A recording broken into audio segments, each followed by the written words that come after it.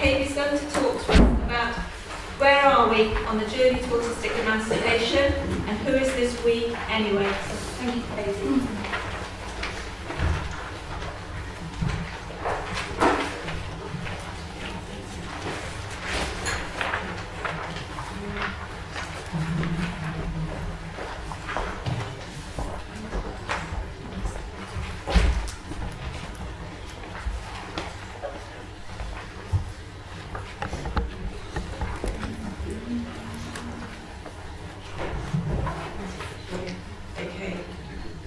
Thank you for the introduction, and it's really good to be here. I'm a bit nervous being this close to a laptop because I think really two stereotypes. One of the things is I'm really not. I know all autistic people are great with technology, but I have to look at things and I tend to break, so hopefully it'll be fine. So you've had a bit of an introduction about me, so you know sort of who I am. And it's a real privilege to be here. It's surreal and a bit weird actually, but we'll get on with it. So the title of my talk is Where Are We on the Journey to Autistic Emancipation and Who Is This We Anyway? And to know where we are, I think we need to have a sense of where we've been, and it's really important for people to know just how long autistic people have been organising, and thinking that it's new or it's novel or that my organisation or other organisations that are around at the moment are doing anything different would be completely wrong, because people have been organising for decades. And as autistic people, we need to educate ourselves as well. I don't think a lot of us really understand our own history, and a lot of it's important to educate others, because often I think people think that we can't organise or that we can't do anything ourselves, and that we always need to be helped or assisted by well-meaning people or seem to be in need of charity, that we can actually do things ourselves sometimes isn't quite recognised. And to clarify, I really don't mean that we should be sort of freezing out non-autistic people entirely, but I think there's a time and a place for collaboration and bringing together different skill sets to work together, rather than always feeling that we can't ever do anything. It has to be managed really carefully. So autistic self-advocacy organisations have been, I suppose, around as distinct from the wider self-advocacy movement since the early 90s. And one of this, right, I've got to apologise a bit really, because this is really based on the English-speaking world, and when I say that we don't really know enough about history, well, I'm going to be very brief and just mention a few organisations, but it is very UK, USA based. An apology to anyone here who knows a lot more than I do about what's going on in other countries. So, Autism Network International is an advocacy organisation by and for autistic people. It was formed in 1992 by Jim Sinclair, Kabie Brook and Donna Williams. And ANI went on in 1996 to present the first an annual retreat-style conference run by and for autistic people. And Retreat and ANI have really become the inspiration for so many other events and so many other things. And one of the things that was really inspired by Retreat and ANI is Waterscape, which is a UK-based retreat-style conference that's run annually, and that's run by and for autistic people. And it's really been really helpful to help to network the autistic community and help people to join together and work collaboratively, and by collaborating to form a larger, more powerful group voice. The organisation which I chair, BARB, was formed in 2005, but we weren't actually properly constituted until 2007. But that was a small group of autistic people. We're up in the north of Scotland, based in Inverness, but we cover the whole of Highland in membership terms. And we came together and we thought we really had to do something. Anything locally or anything that we knew about was really parent-led, and it was for children. There was like no real recognition of autistic people doing anything for ourselves and fighting for anything ourselves. So we're a collective advocacy, lobbying and campaigning group, and we're an autistic people's organisation. So all of our membership and all of our committee, we're all autistic. Another organisation which is incredibly well known, and I think was mentioned in Silverman's book that some of you may or may not have read. It's a US-based organisation, and it's probably, well, I'd say it was the most well-known autistic self-advocacy organisation, and it's ASAM, the Autistic Self-Advocacy Network, which was formed in 2006. And we should also not forget online organisations through message boards and lists has been really going on for as long as the internet's been around. In 1994, the ANI listserv began, and in 1996, autistic person Marco Decker set up Independent Living, or INLIV for short. So that communication with each other, the sharing of experiences, the supporting each other, the building community, all of these things have contributed to an environment that allows self-advocacy of all types to flourish. It's built networks, it's empowered people. Don't really like the word empowered, but I can never think of better words, I'll find a better word. But even though self-advocacy by individuals and the formation of organisations promoting autistic rights has been established for some time, still the idea of autistic people speaking for themselves is seen by a novelty by many. And we're still very much in the minority in the room when autism matters are being discussed, both in numbers and very much in influence. We've organised and run our own events, we have community, we're connected, but we're really devalued specifically for the things that make us us. And this is a quote from Amanda in our mailbag, and it's self-advocacy is fundamentally about true equality, respect and power, and about recognising and changing the current imbalances and all of those things. Real advocacy will always upset the status quo in some way. And it really is true. Whenever we advocate, even as either as individuals or as representatives of collectives, people seem to find us really challenging just because we exist. And we just don't fit into the accepted stereotypes, so people are sometimes a bit freaked out by that. Policy makers, researchers and practitioners using autism just often don't seem to fit with lived experience. You get the occasional sort of glimmer where they do, and I think we've seen a lot of that coming through yesterday and today, particularly with the happiness. Yes, if we can all strive for happiness, I think that's got to be the goal, happiness. How can you ever do anything without even thinking about happiness? But people do. So the problem is, or I'd say the problem is that because those views don't fit lived experience, we're still very much viewed through a disableist lens. The problems, as they are so often termed, are seen without reference to real life. So ignoring intersectionality without an understanding of who we really are. It's as if the non-autistic are looking through a letterbox and thinking that they can see the whole picture, but they just see a snapshot read in a textbook or through their practice, but they don't really know us. I think that's the feeling that I get, and I think from talking to a lot of other people, that's a shared feeling. That how many practitioners or professionals or policymakers have autistic friends or socialise with us? How many people actually see us when they're not being paid to do so? Unless you actually go to someone who's being paid, generally, yeah, they probably do know autistic people, but they probably either don't know they know autistic people, or because they're looking at people in such a different way, they're not seeing people as their friends, or in a way that other people within the autistic community would see it, I don't think, in the main, not everyone. So this is how I often feel we're viewed, and this is definitely the view taken by researchers. Research studies need people, subjects, participants to be as one-dimensional as possible, or similar as possible. And the picture represents the view of us moving within a closed system with thinking that links towards or totally embraces the deficit model or a medical model of disability. We aren't allowed or expected to live as other people. We aren't expected to make mistakes. We aren't expected to lead chaotic lives. We aren't seen as just regular members of society. We're seen as autistic others.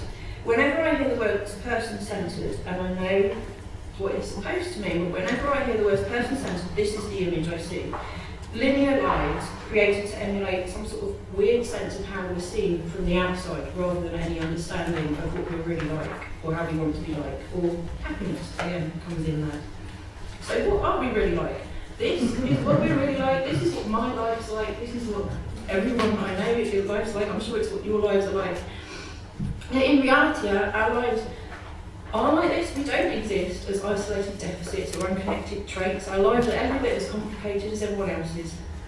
And it really should be seen as okay and fine. Research that's really narrow in motivation or screams out, I know why that happens, but I think this was mentioned yesterday as well, that you're screening out all of the bits of an autistic person that probably makes them who they are. The people that they find for the research projects become so narrow and so unrepresentative that it sort of makes you wonder what's going on. But I'm not a researcher, so perhaps someone can come and explain to me exactly why that's right.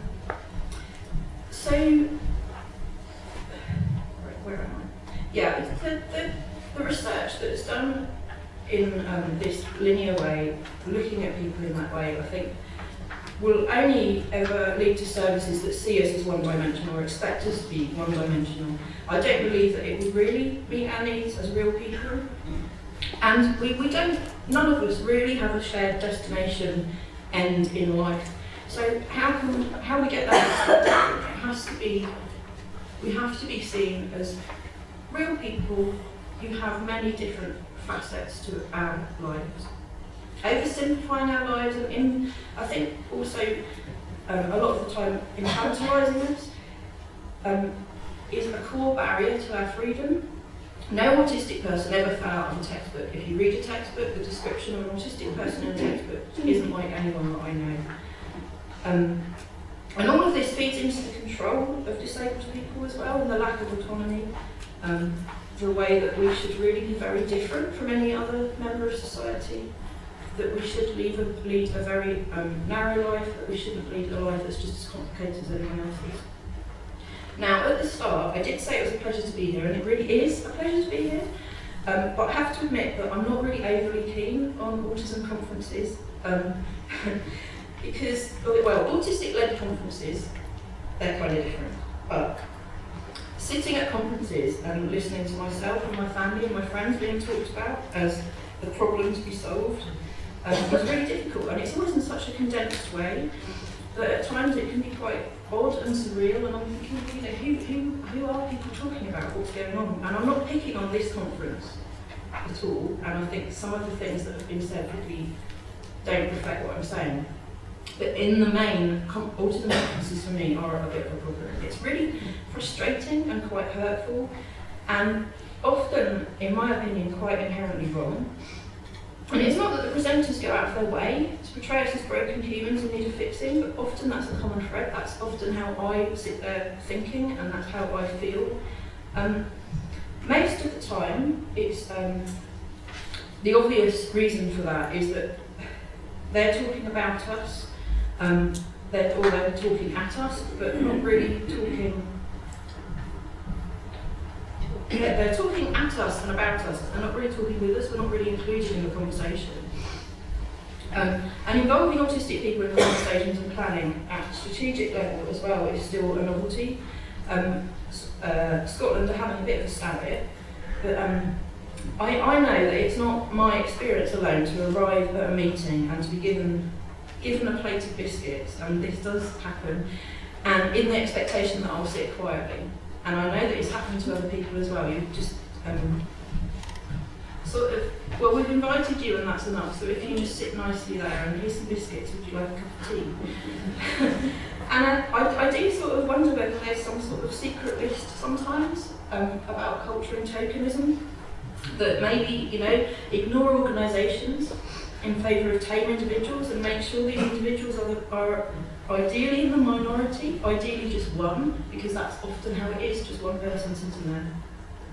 And if you have to use an organisation, make sure you treat their representative as an individual regardless, allowing them only one vote to ensure the right decision is made. Because I have been in rooms, and I know other people who've been in rooms, well, let's vote on that. And of course, there's one person, and then lots of other people who aren't really willing to have the discussion about why someone thinks that shouldn't happen and just decide to outvote them and let's not talk about it anymore. Holding meetings at times and in places to suit the majority, i.e. the non-autistic people, definitely not even people having meetings sometimes about planning meetings for events and things in the most ridiculous buildings or open plan offices or just really ridiculous situations.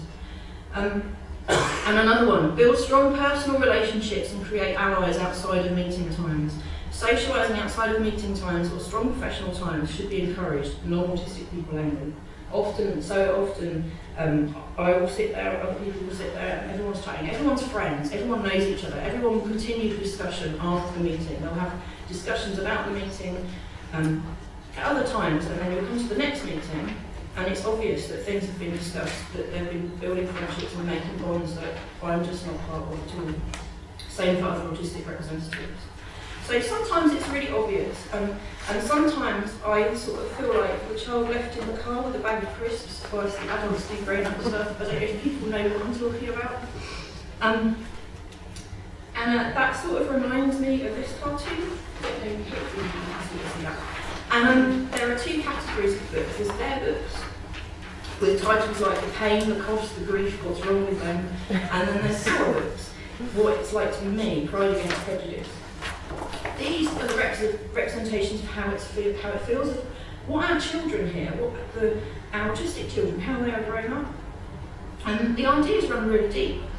Autistic kids often aren't allowed to be kids. They become treated as broken entity kids rather than autistic kids, and they start to get some sort of non-childhood.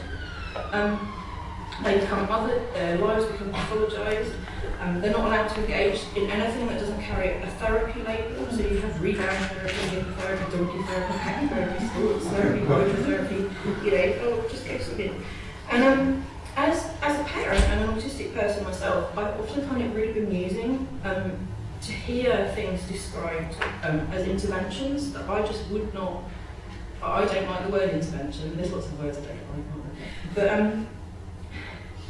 rather than being a natural interaction between parent and child, and I think we've sort of there seems to be this move towards, if you have an autistic child, that you don't have naturalistic interactions. The fact is that you can do and you should do.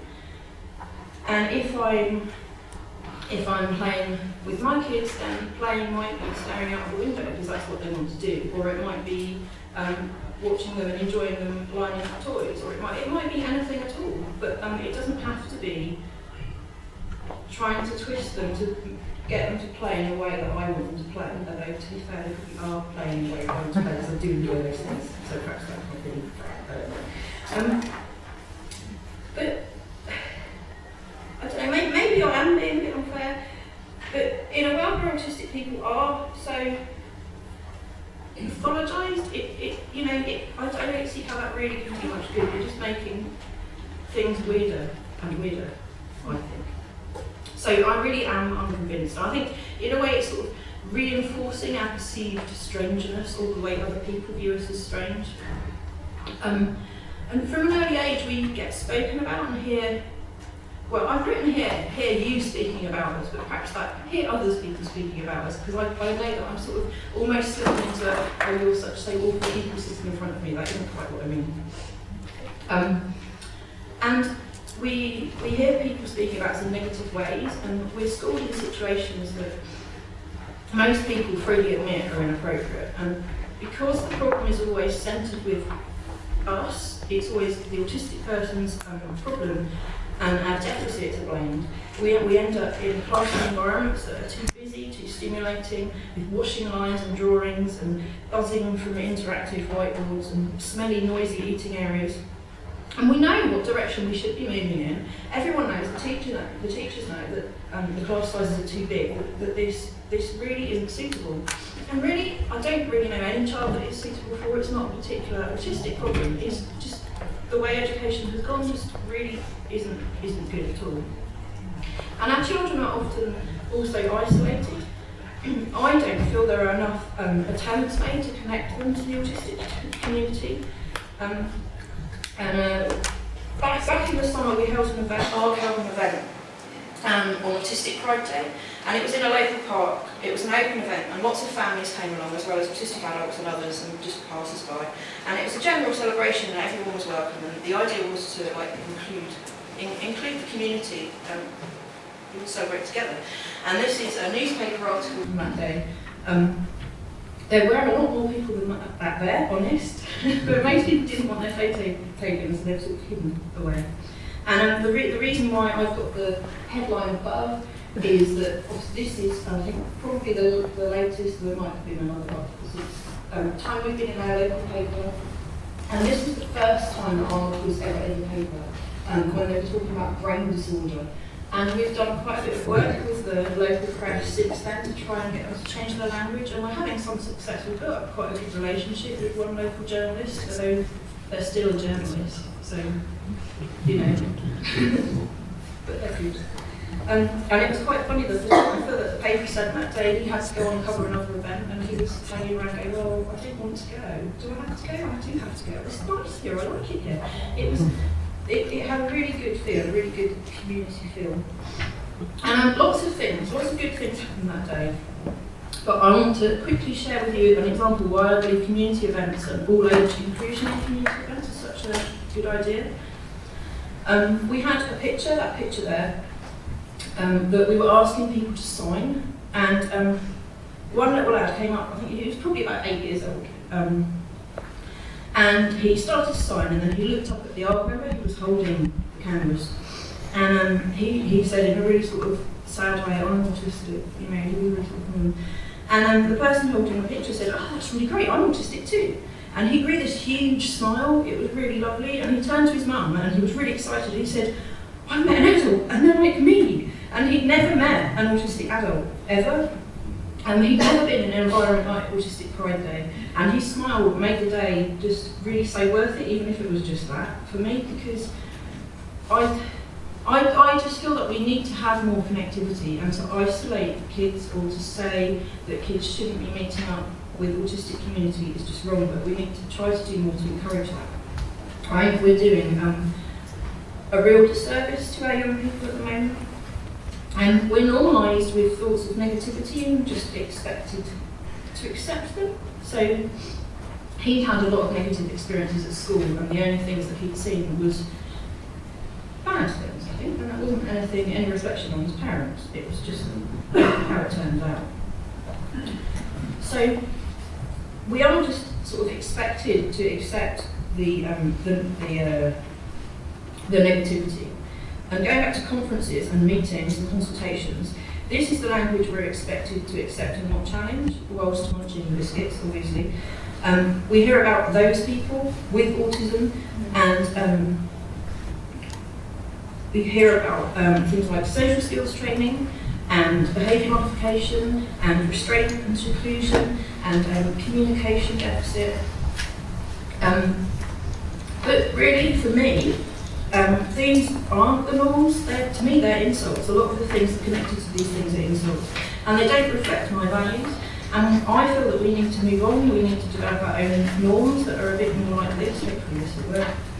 So, the autistic community, altogether society, I think we need to start developing norms that aren't for us, but are for them, are for the non-autistic people.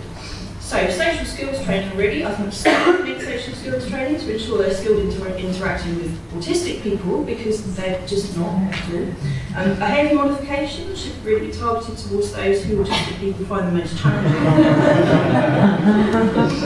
Restraint and seclusion should be used to ensure those around us understand the need to restrain themselves and to withdraw as appropriate, allowing us some space, and to reduce unwanted demand or overload. And communication deficit. I think we need to address the difficulty non-autistic people have communicating with us, because they're a massive, and we can, maybe if you haven't looked at Damien's double empathy problem, you can go and have a look. And that made it sound like he's got a double empathy problem then. Okay, so, hang on, where am I? Yeah, okay, I'm skipping ahead. I'm not skipping ahead. So currently I feel that we're really divided, and we've placed autistic people within a box, like a careful box, and we really embrace the charity model. So we're looking at the problem to be solved approach with autistic people as a problem, and the divide, I think, is really stalling progress. It's cultured by well-meaning people, and that isn't supposed to be an insult. I do actually think they are well-meaning people. But I think we need to start all working together to overcome it. There's many examples of individuals and organisations working to bridge the gap, and there is, I think, more and more proof of the artificiality of that gap. For example, one cultural void is the one between parents and autistic adults, and a gap that's so wide that sometimes, well, always maybe, autistic parents such as myself don't really have our identity. I don't feel I have my identity as a parent respected out with the autistic community. Within the autistic community, I feel it is respected, but there seems to be often this thought that we can't be parents of autistic kids and autistic ourselves. It's like people just can't compute that. You have to be one, you have to be the other. You've got to sit in this box, you've got to sit in that box. You can't actually be like going back to, you can't be a regular person and be more than one thing. But there are problems. It's always easy to find people who've decided to create the divide, and I think there probably are people who quite enjoy that divide. But they want to bully and attack. But if we look at the evidence, there's a different kind of picture, is what I'm trying to say. Many non-autistic parents of autistic kids are showing themselves to be great allies and friends, and they really do want an improvement in autistic rights, and we really do want the same things. Looking at a future made together, shaping autism research in the UK, for me, I want to highlight the fact really that this report really shows that the differences between what research is currently focusing on and what the autism community's preference for research focus is, that's the difference. And that if you look at part of the report surveyed respondents were asked, I'm really getting tongue-tied here, So we're looking at part of the report that is the responses to a survey where people were asked to rate the relative importance of 13 questions derived from 6 key research areas. So the point of me talking about this and the point of me showing you this is that there are so many similarities in the answers there. And really that should be surprising. If you listen to the fact that there's this huge void between autistic people and parents and everyone's, fighting, then we really shouldn't be wanting the same things. But you can see that we do want the same things. But if you look at funding, you can see that that's really where the problem is. That if you look at the recent funding situation, you can see the disparity. And it's really easy to see why so many autistic people in our families feel so detached from research when you look at things like this, when the priorities really aren't being listened to. You will have noticed in the ranking of topic by importance that researchers are quite in line with everyone else also. It's really the funders that are pushing the differences.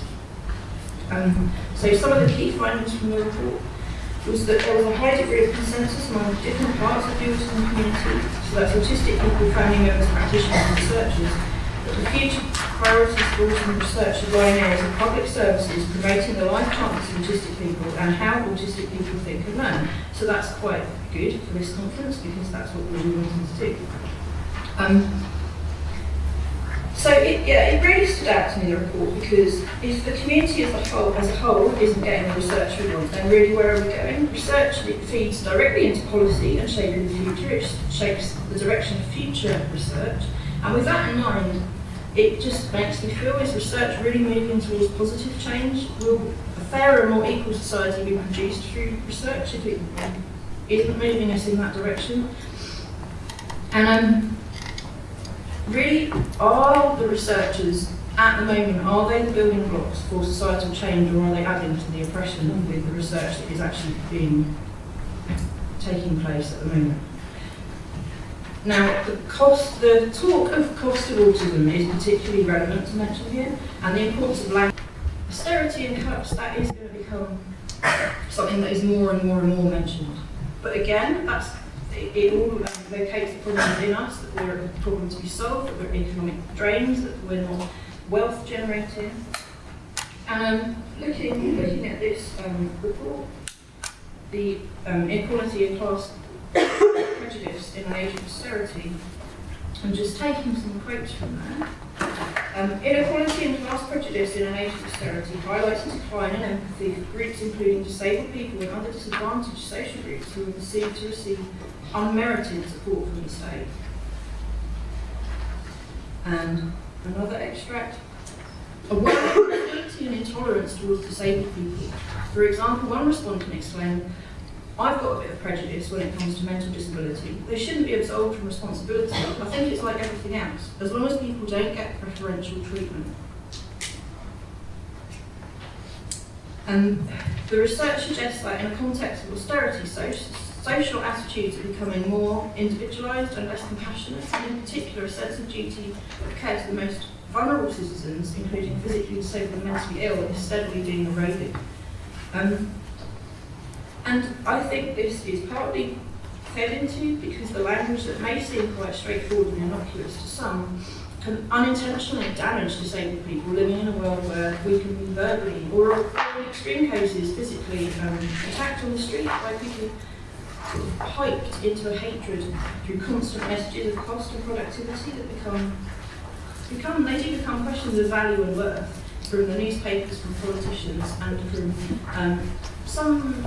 probably some research projects that aren't quite careful enough with the way that they're talking about people. And as an autistic person, it's really impossible to ignore the climate of non-acceptance that surrounds us. And as a non-autistic person, people don't notice it. I'm not sure if they would notice it or why they would notice it, but it's definitely there, and definitely day by day you can feel it by little comments and things in the media, and it all builds up. And too many times we hear about the murder of another autistic child that leads to a narrative of sympathy, and the sympathy not aimed at the child but aimed at the killer. Just want to mention briefly here Tom Sparrowhawk, a case of Tom Sparrowhawk that a lot of you might have heard of, LB. And he was a young autistic man whose death was contributed to by neglect when he should have been in a safe space, an NHS facility. And to see these things happening and to read these things happening, it just makes us feel disposable. Our young people are exposed to these stories. Us as individuals, really how valued are we within society?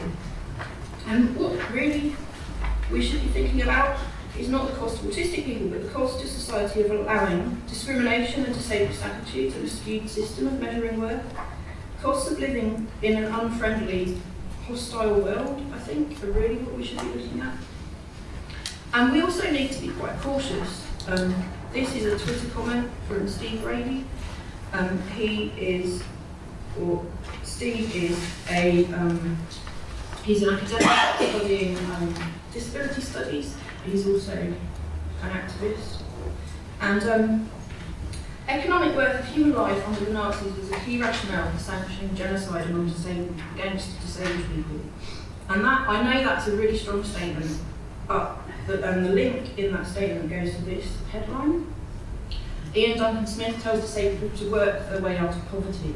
The idea is that we have no worth if we don't work, or that our worth is tied up in being normal, in not being a problem.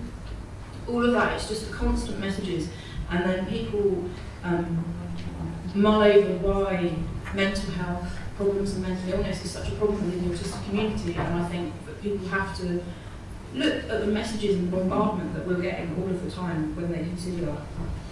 I expect that I've lost quite a bit over the years with inappropriate treatment, getting sent to psychiatrists and given treatment to make me a more normal NT when I really wasn't NT in the first place.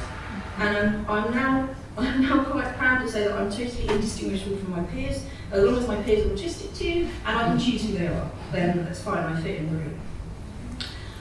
I think we're still a long way from acceptance and a long way from understanding, and even the terms that have been in use for quite some time are misunderstood by people who should know better. So, for example, there are some who think that there is no need for interventions at all. and that accepting neurodiversity is the key. Of course, there is no doubt that acceptance and awareness of differences are crucial, but parents and individuals affected by ASD and professionals realise that most individuals diagnosed with ASD need some kind of specifically tailored educational intervention. And I've put that quote there just to demonstrate that that's from 2014, but even in 2014, the concept of neurodiversity really seems to be eluding a lot of people because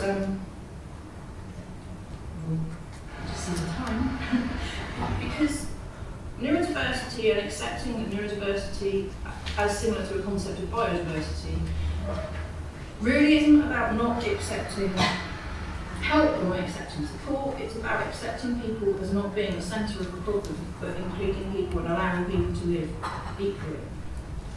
And this kind of misunderstanding is really widespread, and ideas, those of us who speak up for autistic people's rights are only concerned or only aware of autistic people that are similar to us, really isn't true. People believe that we cannot really mean the sorts of autistic people who are locked in secure units or struggle to communicate with limited or no access to communication support, or who are excluded from education, or who are murdered or die through lack of care. But it's really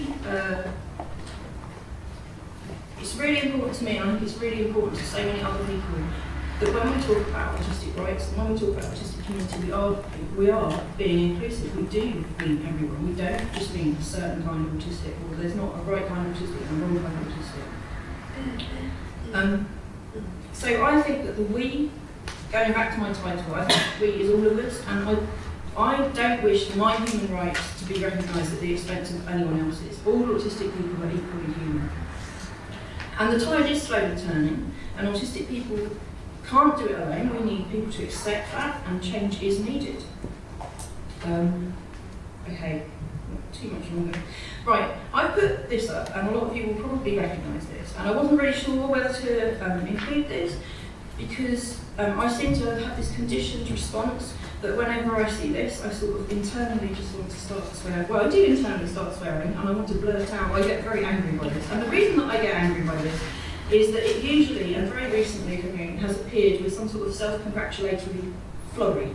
And I don't know whether to be pleased that people are thinking about it or just dismayed, that really the most common reason for whipping this out is often for people to congratulate themselves that they're at level 4 and how wonderful that is and how everything's going fine and how, you know, anything else is obviously really unrealistic and everything's fine, everything's right and it's where we want to be, just because there's someone sitting in the room eating biscuits. And my point really is that talk and pretty pictures aren't enough anymore, and they never were enough, but we're going to have to work together to actually do. So what can we all do? I am almost at the end.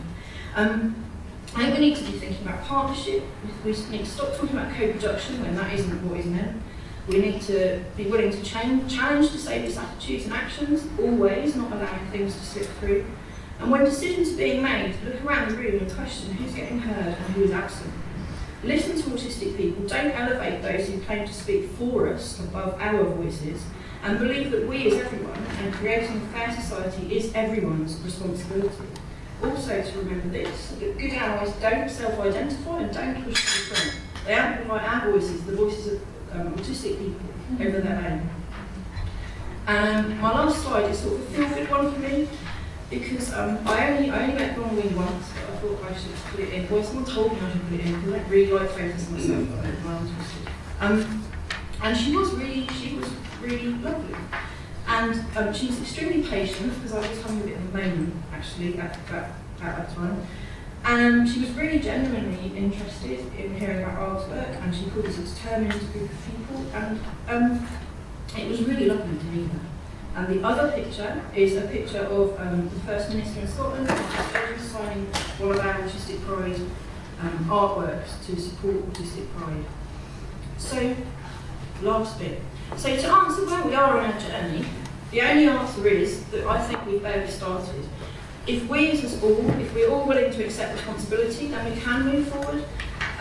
But thinking about what was achieved decades ago, those first successes at organising the autistic community and trying to move on. There are now many individuals and organisations around the world doing good work, but these are too often seen as niche and not valued. And until we're seen as equals, as all autistic people with the right to an appropriate education, the right to equal access to healthcare and support when we need it, and the right to be our own authentic selves, our own autistic selves, and accepted as selves, I don't think we're going anywhere fast. And that's it. I'm sorry that I've probably run over.